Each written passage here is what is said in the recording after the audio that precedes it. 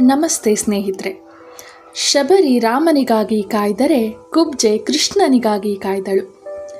ಶ್ರೀ ವಾಸುದೇವ ನಾಡಿಗವರು ಪ್ರಸಿದ್ಧ ಅಂಕಣಗಾರರು.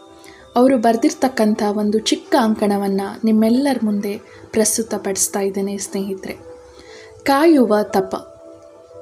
ಇಂದಲ್ಲ ನಾಳೆ ಕಂಸನ ಊರಾದ ಮಥುರೆಗೆ ಕೃಷ್ಣ ಬಂದೇ ಬರುತ್ತಾನೆ ಎಂಬ ಭರವಸೆಯಲ್ಲಿದ್ದಾಳೆ ವೃದ್ಧೆ ಕುಬ್ಜೆ.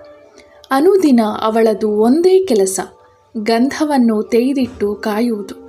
ಎಂದಾದರೊಮ್ಮೆ ಕೃಷ್ಣ ಬಂದರೆ ಅವನ ಕೈ ಮತ್ತು ಹಣೆಗೆ ಈ ಪರಿಮಳ ದ್ರವ್ಯವನ್ನು ನೀಡುವುದೇ ಅವಳ ಬಾಳಿನ ಆತ್ಯಂತಿಕ ಗುರಿ. ಊರವರಿಗೆಲ್ಲ ಇವಳು ಮಾತಿಗೆ ಆಹಾರ. ಎಂದೂ ಬಾರದ ಕೃಷ್ಣನಿಗಾಗಿ ಕಾಯುವ ಇವಳ ಹುಚ್ಚುತನ. ನಿಜ ಹೇಳಬೇಕು ಎಂದರೆ ಈಕೆ ಆಕಾಶವನ್ನು ಒಮ್ಮೆಯೂ ನೋಡಿದವಳಲ್ಲ. ತಲೆ ಎತ್ತೋದು ಒತ್ತಟ್ಟಿಗೆ ಇರಲಿ, ನೆಟ್ಟಗೆ ನಿಲ್ಲಲಾಗದ ಅಸಹಾಯಕತೆ ಕುಬ್ಜೆಯದು.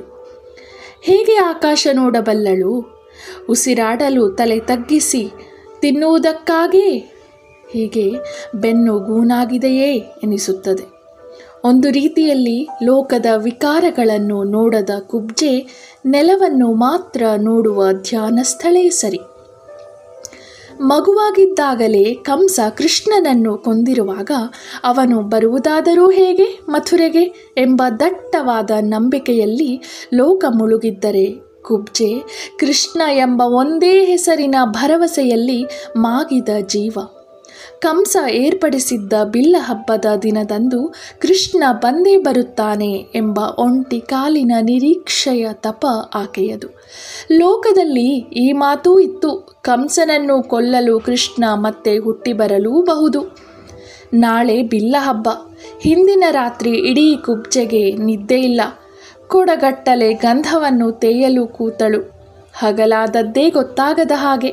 ಎಲ್ಲೆಡೆ ಕೃಷ್ಣನ ಆಗಮನದ ಕೂಗು. ಅವನು ಬಂದನಂತೆ. ಮಥುರೆಯ ಅರಮನೆಯ ಅಂಗಳ ಪ್ರವೇಶಿಸುವ ರಾಜಬೀದಿಯಲ್ಲಿ ಪರಿಮಳದ ದ್ರವ್ಯ ಹೊತ್ತು ನಿಂತಳು ಕುಬ್ಜೆ.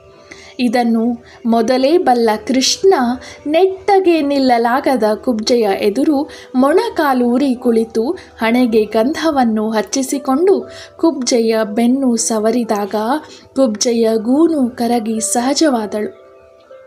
ಅವಳ ಎದುರು ಕಂಡದ್ದು ಆಕಾಶದ ಹೊಳಪಿನ ಕೃಷ್ಣನೇ. ಇದನ್ನೇ ಅಲ್ಲವೇ ಕಾಯುವುದಕ್ಕಿಂತ ತಪವು ಬೇರಿಲ್ಲ ಎಂದಿರುವುದು.